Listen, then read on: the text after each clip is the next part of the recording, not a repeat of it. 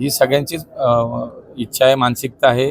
नागरिकांना हा वारंवार त्रास भविष्यात कधी होणार नाही यासाठी याच्यावरती कायमस्वरूपी उपाययोजना केलीच पाहिजे आणि त्यासाठीच आताही मीटिंग आहे. पुढच्या काळात एक धोरणात्मक या सगळ्या विषयावरती काम केलं जाणार आहे आणि पुन्हा पुन्हा हा प्रसंग होणार नाही याची काळजी घेतली जाईल. 100% काही त्याच्यात अडचणी आहेत, काही तांत्रिक अडचणी आहेत. काही ठिकाणी आपण पाहतो की राडारोडा आहे, काही ठिकाणी भराव केलेला आहे, नदीचे पात्र अरुंद झालेलं दिसतंय.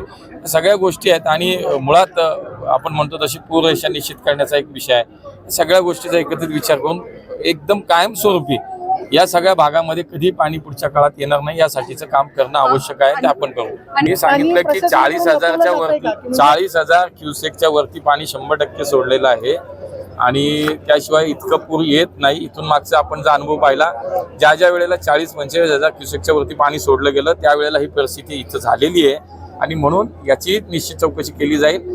काय अडचण होती आणि महापालिका प्रशासन, जलसंपदा विभागाचं प्रशासन यांच्यातला समन्वय का नव्हता, नागरिकांना अलर्ट का गेलं नाही याची सुद्धा 100% चौकशी आणि कारवाई केली जाईल.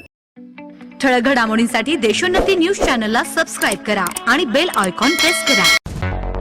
मुंबई, पुणे, नागपूर, मराठवाडा असो का विदर्भ, राजकीय, सामाजिक, शैक्षणिक क्षेत्र असो का क्रीडा, सर्वच घडामोडीचे विश्लेषण पाहायला विसरू नका. फक्त देशोन्नती न्यूजवर.